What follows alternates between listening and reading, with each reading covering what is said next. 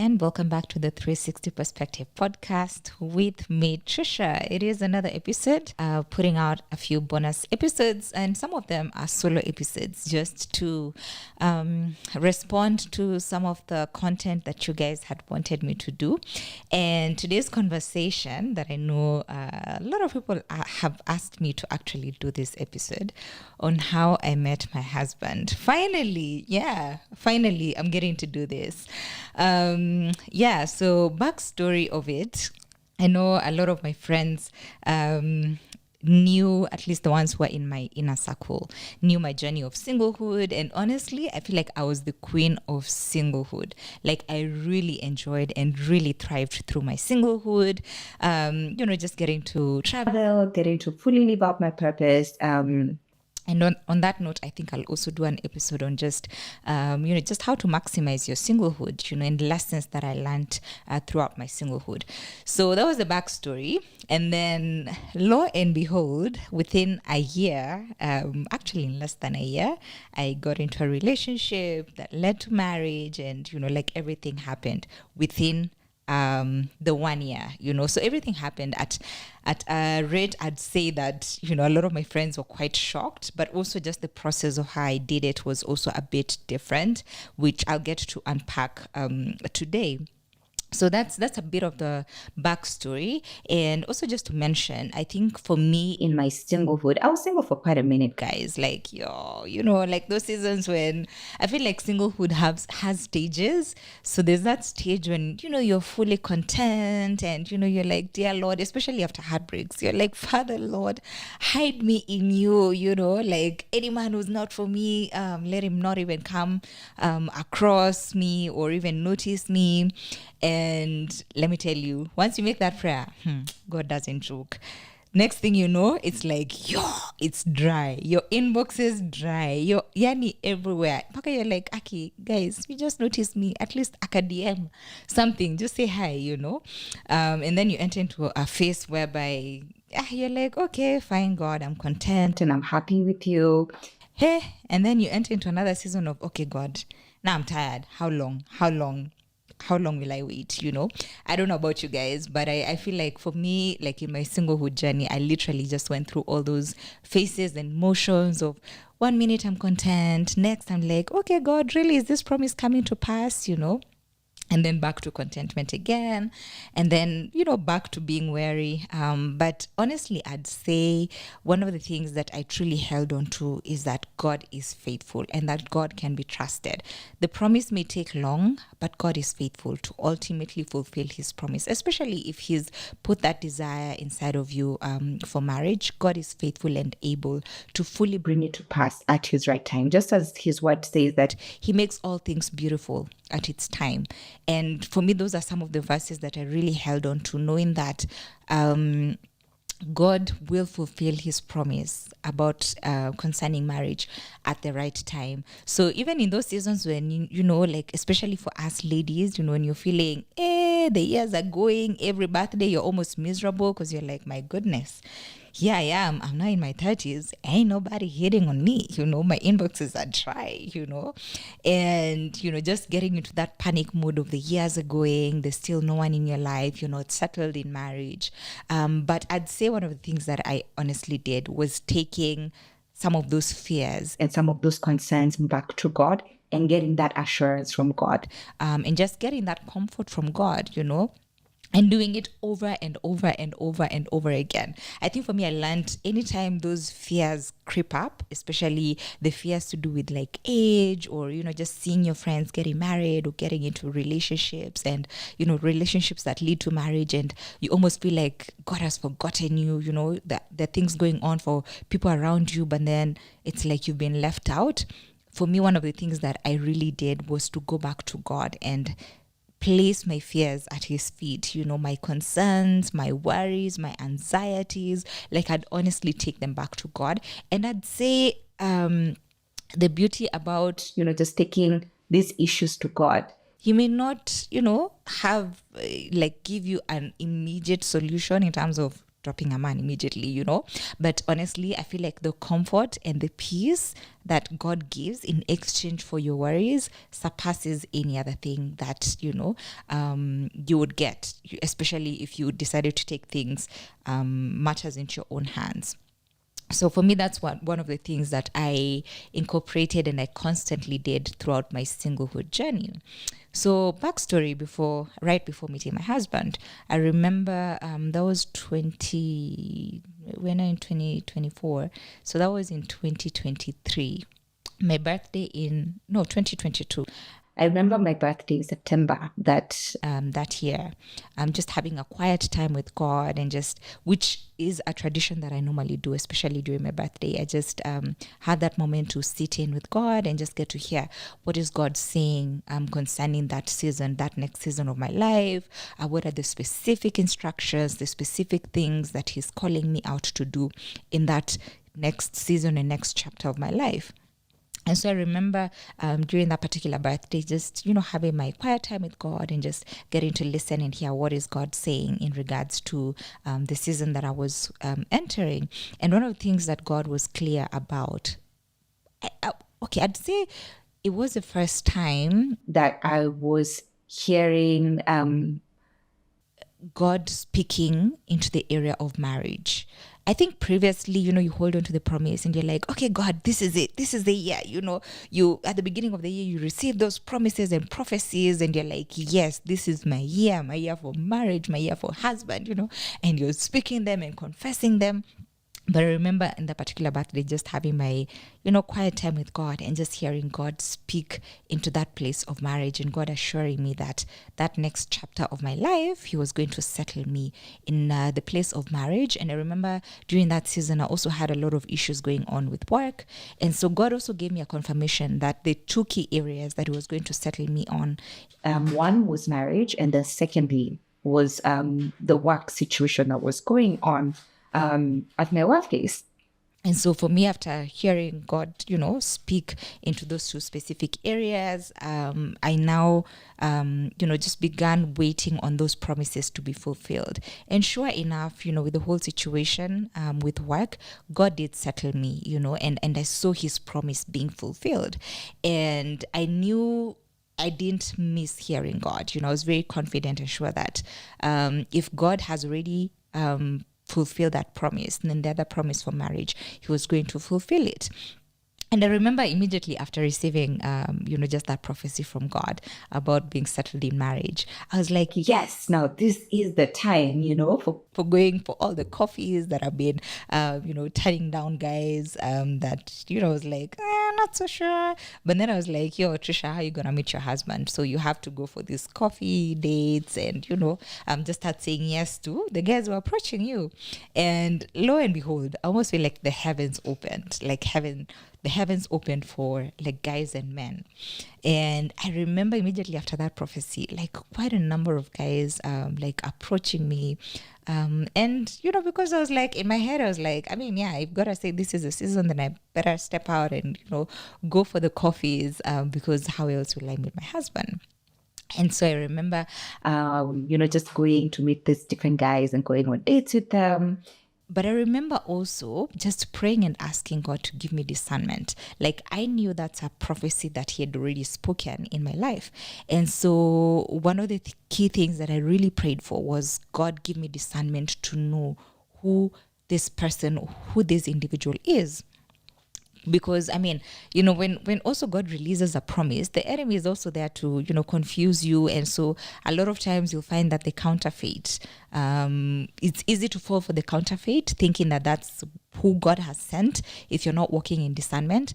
And so for me, because I didn't want to fall in those traps of just falling for the counterfeit, I just asked God to truly give me discernment so that I have such a clarity in knowing that this is the one. And the other prayer I made is, God, I really don't want to be confused.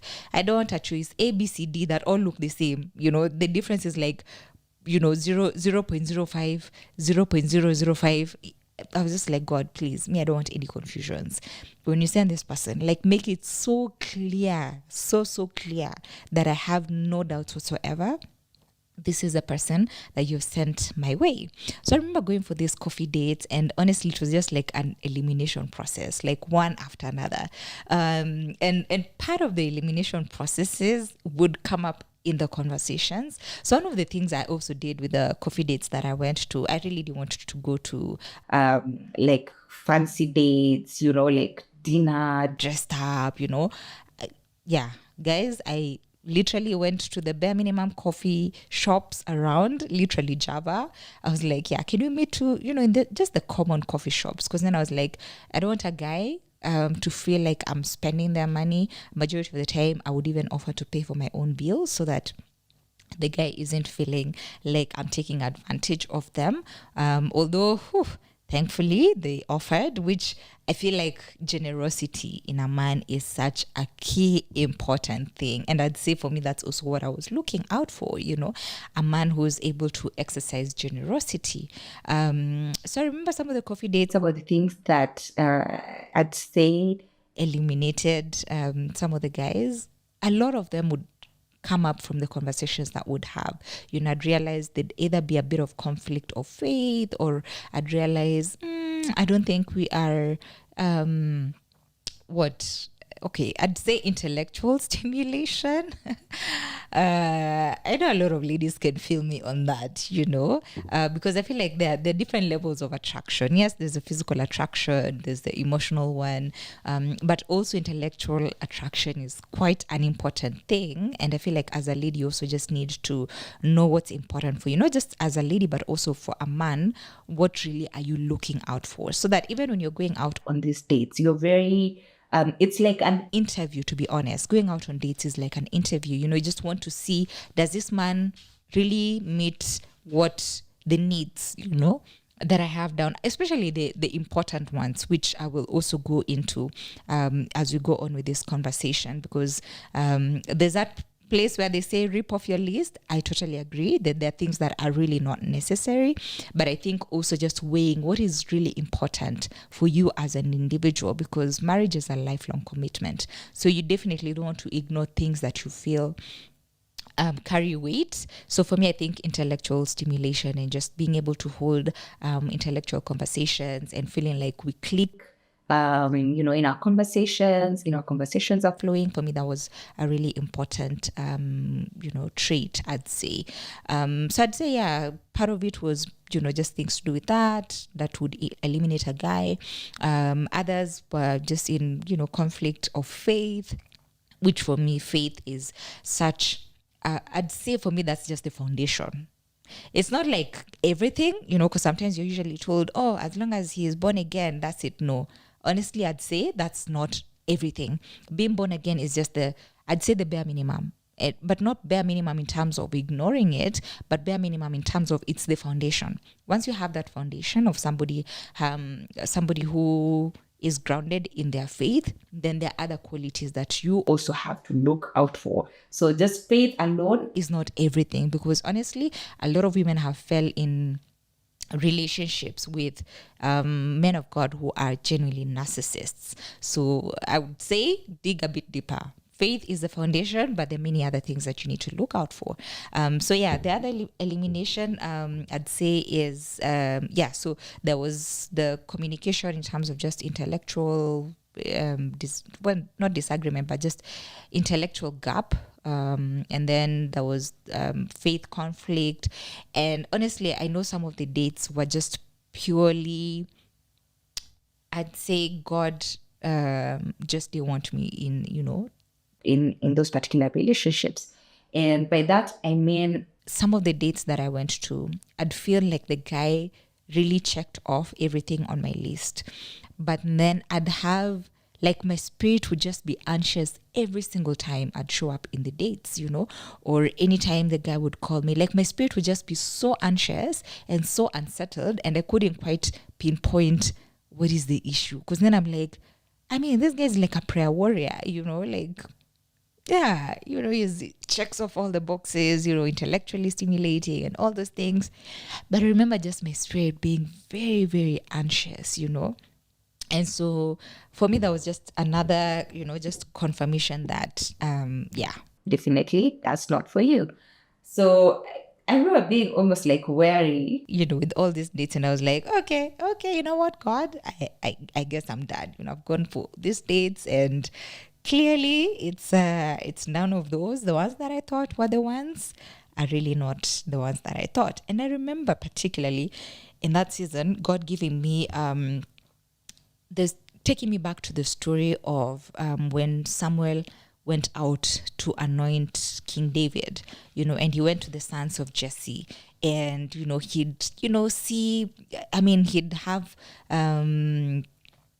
have Jesse bring out all his sons one by one. And every time he'd see, one of them, he'd be like, yes, surely this is the anointed of the Lord, because he was looking at just the physical traits, just tall, dark, handsome, all those things, capable, looks like, he'd make like a great king. And I remember just God telling me, taking me back to that verse and telling me that it's true, men look at the outward appearance, but God looks at the heart.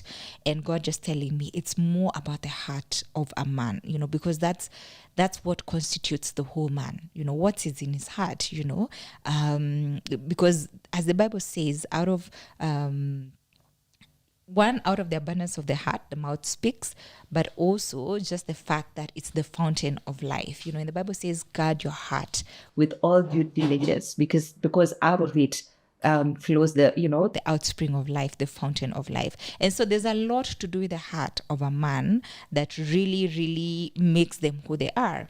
And so I remember, just literally taking a break from all the dates and I was like, okay, God, I've heard you loud and clear, and I genuinely confess that maybe I was too much focused with outward appearance in terms of what does this man bring to the table, his accolades and all those things, and not so much focused with the heart. And I'd say maybe that's why my spirit would be a bit anxious with some of the guys, and just being able to vet them out just on the basis of my spirit being anxious, as much as I couldn't quite pinpoint what the issue was, because according to my list, they pretty much just qualified and they checked off everything on my list.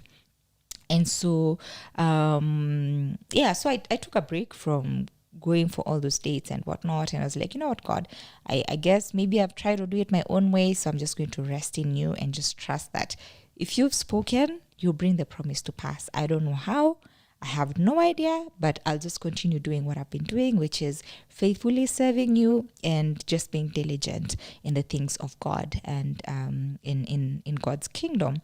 So yeah, that's what I did. I just continued serving God. I continued being faithful with the things of God. I continued doing the things that God had called me to do in that season, just trusting that God will reveal the person that he had for me. So fast forward a couple of months later, actually all these things were happening within a period of 4 months, 4-5 months, when all these things were happening in terms of like dates, and then taking a break and just going back to faithfully serving God.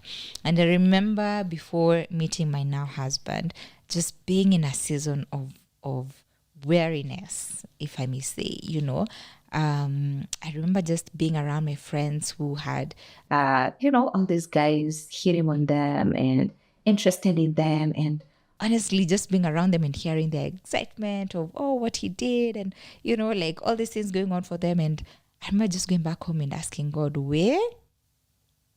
Ain't nobody taking me out for coffee. Ain't nobody taking me out for dinner. And honestly, like, I remember just pouring out my heart to God, and I was like, God, I thought you spoke, over this issue. I thought you promised that you were going to settle me. And for the first time, I felt that the grace of singlehood was running out.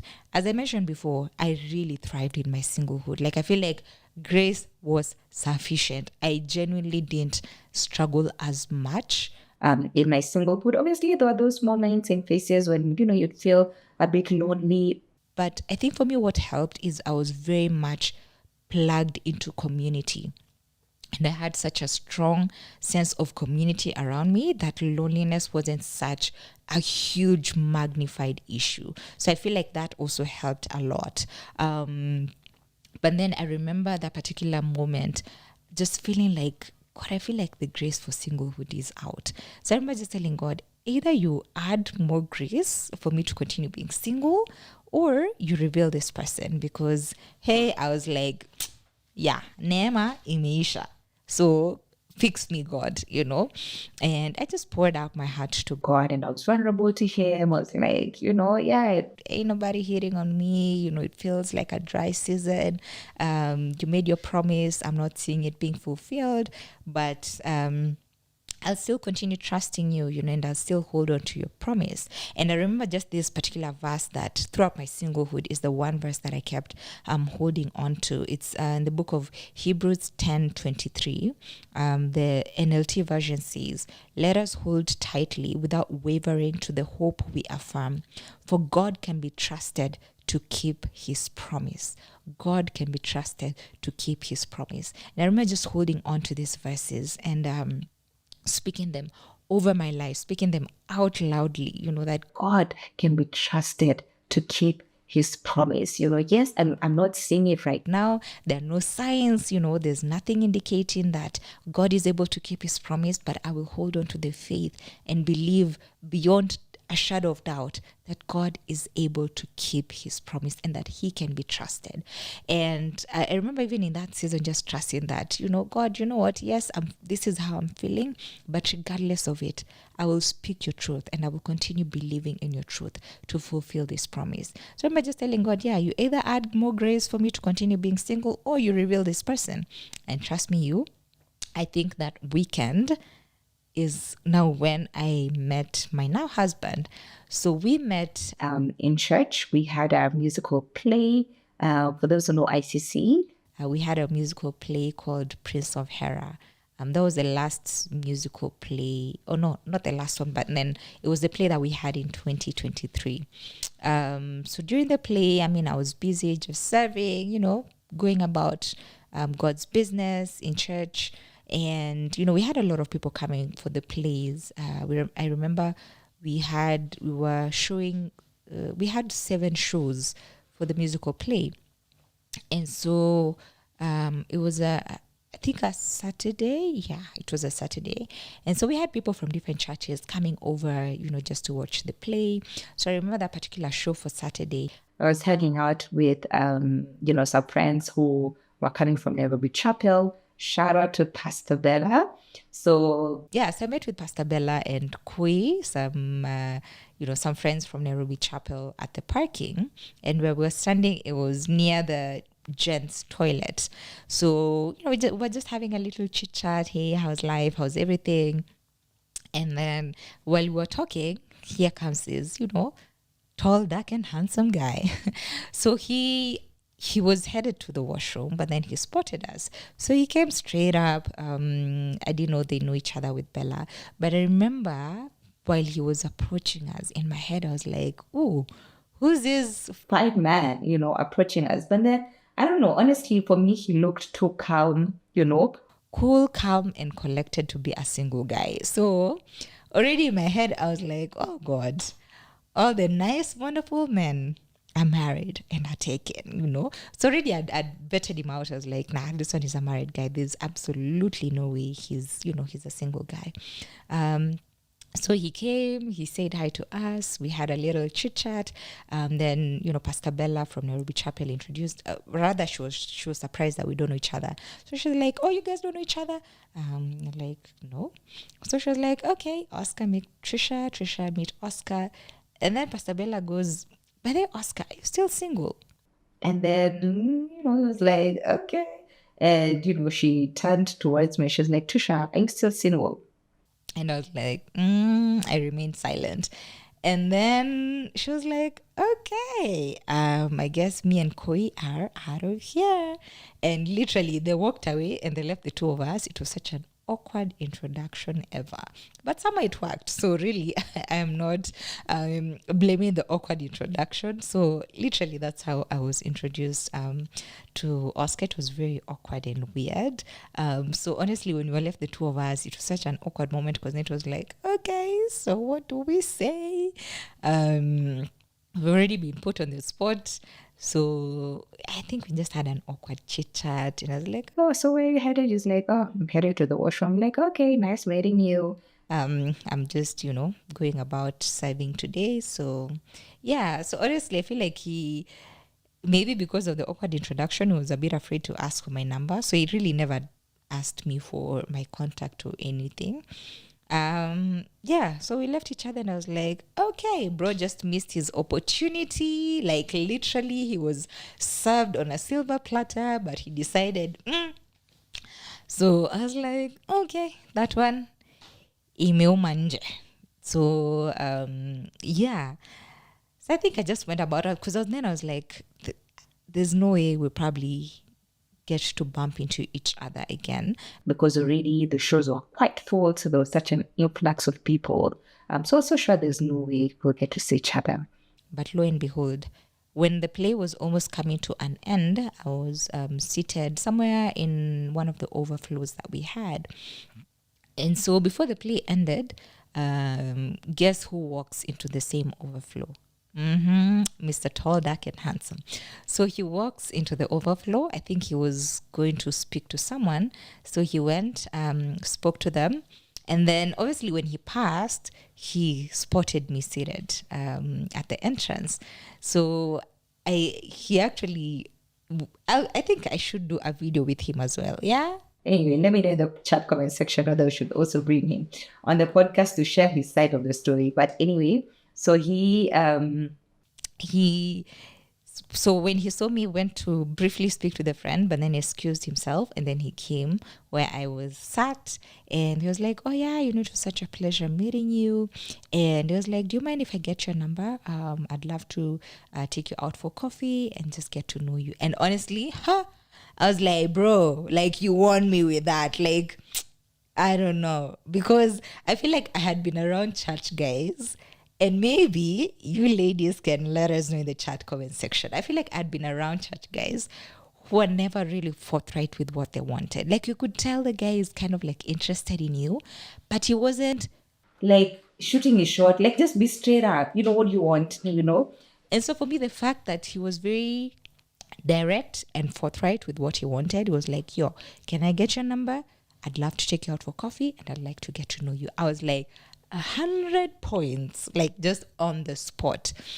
But also I think I'd say one of the other things that also was a confirmation of some sorts was, I remember actually just going back to when I saw him approaching us and when we were having the confirmation, or rather when we were having the short conversation, I remember having this overwhelming sense of peace. And I was like, this is a bit not normal. Especially as I mentioned, some of the dates I'd go for, I'd have like my spirit would be so anxious and I couldn't tell like what's the issue. I'm like, God, this is a prayer warrior. Like, yo, what's the issue here, But I remember with him just having this overwhelming sense of peace that was peculiar. I'd not had that overwhelming sense of peace before. And then also when he was asking me for my number, I had the same overwhelming sense of peace. Just literally, like a rush over my body. And I was like, it's gotta be something here. And let me tell you guys, that night when I went home, I remember just writing on my journal. And because a lot of times, even in my singlehood journey, I'd literally just have those conversations with God by journaling and just telling God when I'm frustrated, when I'm disappointed, when I'm heartbroken, like all those things, and have them written up on my journal. So I remember just taking up my journal and titling it, Could This Be My Husband? And just, just opening up my heart to God and having a conversation with him. And I'm like, yeah, so I met this guy and I don't know, there was just this overwhelming sense of peace. I don't know, God, like, is this the guy, And then I remember just asking myself, now who do I need to call to confide in, who would pray with me? Because I also do want, like Moshene, or, like I do want somebody who would entice me and, stir me on without like wisdom or even just the place of prayer. So I remember just calling my sister abroad and I told her, hey, I've met this guy and I don't know, my spirit, kuna venye, there's a way I feel, like there's this overwhelming sense of peace that I feel. maybe he could be my husband, and I shared with her, I was like, I'm in a season where God had prophesied over my life in terms of settling me in marriage. And so one of my top prayers has been to walk in discernment. And then now meeting this guy, I had this overwhelming sense of peace. I was like, hey, I don't know whether he's the one. And so I remember asking my sister if she could help me pray for God to confirm whether this is the man that he had for me. Or pray that if this man was not the one for me, out, because then I was in a place where I was like, I would rather be content serving God and doing his will rather than entertain distractions. So I told my sister, you just pray. If this man is not the one for me, let God remove him out of my life early enough so that I'm not emotionally invested, I'm not mentally invested, and then it becomes hard for me to see any red flags or anything that God is trying to reveal along the way. So I was like, I'd rather do this tough prayer early enough because I already know I like this guy. I'm attracted to him. Because now the next phase or the next stage is now getting to know him personally through conversations and all. So yeah, so we, my sister prayed and, made that bold prayer of God, if this man is a distraction, just reveal it early enough before there's any emotional investment, before there's any mental investment, before there's a continuation of physical attraction. So just get this man out of my sister's life. And she also prayed, if this man is the one, for me, continue confirming that this man is the husband that you've prepared. And so we made that prayer, and she agreed to continue praying for me in the next couple of weeks, because I told him, okay, I shared my number with him. Obviously we'll be going for coffee dates and whatnot in the next couple of weeks just to get to know each other. So just continue praying that even as we go for the coffee dates, God will either continue confirming or reveal whether this is the one or not the one. And trust me, once we started going for coffees and dates, like God kept confirming over and over and over and over and over. And some of the ways I'd say that God was confirming that he was the one for me. One of the ways was also like how we dated or did courtship was in the place of community. Let me just say this. There's a difference between dating in private and dating in secrecy. Those are two totally different things. So I think for us, we dated or courted in privacy, but we had a community around. So we didn't announce. I didn't go on social media. I never posted him at any single time. We just dated in private in terms of we didn't, showcase everywhere. Hey, my man. I've been sent for flowers and whatnot. No, there was just that privacy of we didn't really put it out in the limelight. But we had couples that we were working with, would go for dinners with, godly, married, happy couples to just get to hear their stories and allow them into our lives, allow them to ask us hard questions. And we did that with multiple couples that God would send our way. And part of that was also so that in case there's anything that maybe Oscar missed in seeing in me that was off, that couple would pick. Or if there's anything that I was missing that was off about Oscar, the older couples that we went to have dinner with or sit with would be able to pick out any red flag or any concerns, And so that's part of the vetting process, which I keep saying maybe that's why we didn't court for such a long period, because we had godly voices speaking into the relationship, and, we, beyond just involving God in the relationship, we also had godly community around us. And so that's the difference between dating in privacy versus dating in secrecy. Secrecy is quite dangerous because secrecy, you exclude your community, you exclude godly people around you because you don't want them to tell you the truth, because you want that thing so badly that anyone who comes to tell you that's not for you, you'll cut them off at whatever expense, And dating in secrecy is a real danger. Real danger, So I think for us, we dated in privacy and we had this community around us who'd come and speak into our lives. But also, let me say this. For me, during those early formative stages of getting to know Oscar, I'd say one of the most important people who really spoke into my life in that season were older women. Because let me tell you, going back to when I said there are moments when you have to rip your list, you genuinely do. Because I think for me, I had my list of, obviously, I want a man who was more studied than I am. So there was a level of accolade that I wanted a man to have. And so when I met my husband, I was like, he doesn't have the accolades that I was looking for. And then I remember also just having conversations with him. I'm like, oh yeah, so tell me about, just your traveling and, like, where have you gone? What have you done? And, I remember him, just mentioning some of the places that he's visited, which a lot of them were East Africa. And so let me tell you, God dealt with my pride, because to be honest, I think I had this list of, I wanted a globetrotter, was equally well-traveled like I was. And let me tell you, really, God dealt with my pride, because the bottom of it was really pride. And let me just say, to many women out there, especially women who are empowered and you have all these things going on for you, you really have to keep your pride in check and just ask God to reveal the hidden pride that is inside of you.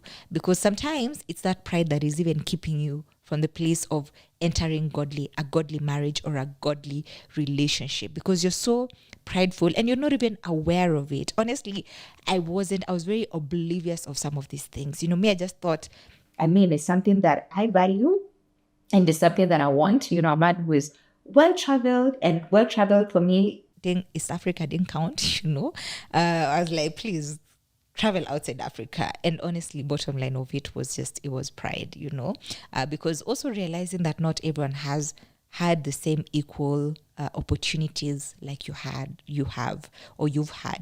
And I'd say godly older women are the ones who revealed that pride inside of me. And I'd have those conversations with them. I'd meet up with them and I'm like, yeah, I've met this guy. He's wonderful. He loves God. He's grounded in his faith. He's generous. He has such a caring heart. And for me, the caring heart was something that I saw even when we would go out on dates, just how he'd care for the waiters and, for the watchmen, how he'd have conversations with them. Let me tell you guys, please observe how that lady or how that man is treating people around you who are not you. Because sometimes we are caught up with, how he treats me, he takes me and he does all these things for me, that you fail to take note of how he treats other people around you. Because how he treats other people around you, ultimately, that's how he's going to treat you. And so for me, I think those are some of the things that I was observing, how he was interacting with the watchmen, with really people of the lowly state. And that really revealed his heart, because really that's how you get to know the heart of a man. Not how they treat you because they're attracted to you, but how they treat other people whom there's no attraction, there's nothing going on around her.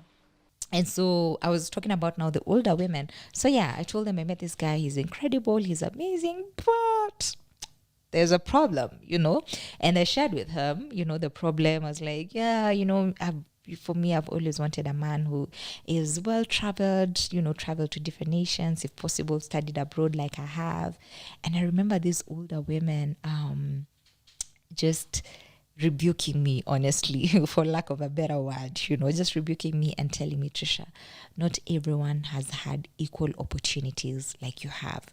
Not everyone comes from the same economic background like you have. Not everyone has had the same level of favor and access like you have. And so if you're going to judge a man or judge a person based off on how life has worked out for you, then that's pride. That's not walking in humility. And let me tell you, I was streamlined like this. I keep saying the role of older women or older men, if you are a young person, better listen and take note. Especially if you are in that phase where you want to enter into a godly relationship, surround yourself with older, godly voices.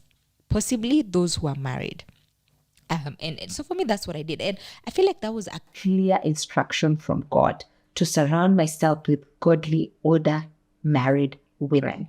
And so, to be honest, I feel like I didn't quite let in a lot of my friends, my single friends, into that space. I mean, some of them I mentioned, I was seeing someone, but in terms of just getting and seeking advice, I sought advice from these older godly women, because that's the key instruction that God had given me, to seek wisdom from these godly, older, married women.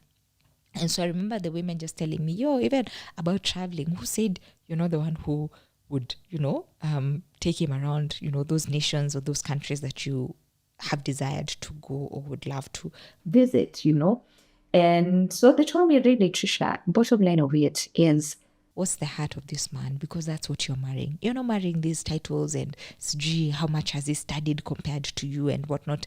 You're marrying the heart of that individual. So does that man treat you right? Does he love God? Does he respect you? Does he respect people around him? Is he hardworking? Is he a man who is focused? He has a vision, he has a direction of the path that he wants to pursue in life, And so for me, they gave me a better list of things I needed to check rather than the list that I previously had. And so, long story short, I listened to the older, godly, wise women around me, and I now began seeing the things that were most important, that I wanted in a man, in a husband, and which were the core critical things, just how caring is that man, how is he generous, and also, how older women and grandmas normally say, settle or marry a man who loves you more than you love them. Not to mean that women shouldn't love men. You definitely should. But I feel like it's sometimes such a game changer when that man just genuinely loves you. Because it shows. There has to be evidence of a man loving you. There's a level of sacrifice that a man who loves you will make. And that's how you know whether that man is interested or he's not interested. If he's not willing to make a sacrifice, sis, just pack your bags, go back at the feet of Jesus, and continue waiting on there. Instead of you putting all this effort and saying, no, just a man who's giving you breadcrumbs, sweetheart. Yeah, that's not for you. You better just go back and continue waiting on God. And so, so that's what happened, dating in community and having these godly people around us. And so that enabled us to be, just to court within the 1 year period and just be able to get married. And so just our journey, I wouldn't say it's for everyone really. I think it just depends with where you are at, and also just how God is working and weaving your own personal story in regards to marriage or godly relationship. But I feel like our story or our journey was one whereby God was very involved, but above all, also just being keen to hear from God, being keen to take instructions from God. What is he saying? Are there any warning signs? Are there anything that he's alarming you that you need to address? And then just being able to address that, whether it's seeking counsel from older people or just raising it up with your person in case it's an issue, just being able to confront that issue and have that conversation where possible. So I'd say that's how things worked out for us. And just to wrap this up, I think I'd say one of the things that was also such a confirmation in our journey was also just seeing God's faithfulness through and through and through. As I mentioned in the episode that I did about relocating to Dubai, in hindsight, when I was there thinking, oh no, this man is not well traveled, honestly, he is the reason why I had to move to Dubai, because God opened a door for him to get a wonderful job in Dubai, and because of that we were able to relocate in the city of Dubai in the UAE. And just to say that you really don't know about the future that God has for the individual, so it's easy for you to write them off based off on where they are right now. So I'd say just go back to God and hear, what is God saying? Is God confirming whether that's the person for you? And also, is there pride that is keeping you away from entering the promise that God has for you? So just having some of those checkers and taking it back to God over and over and over again. And honestly, for us, it's been a journey that God has heavily been involved in. We've seen his faithfulness in so many ways, like, I think if I was to begin talking about how we've experienced God's faithfulness, even just within that 1 year of courtship, we'll be here for a very long time. But just to summarize it, we truly saw God's faithfulness even in providing for our wedding. So many events happened within that 1 year that I'd say would be quite discouraging, to make us feel like, I don't think even doing a wedding is a good idea. But just walking in the truth of God's word, and also stepping out in faith, in terms of just following God's instruction, we truly saw God's faithfulness in so many ways that our hearts continue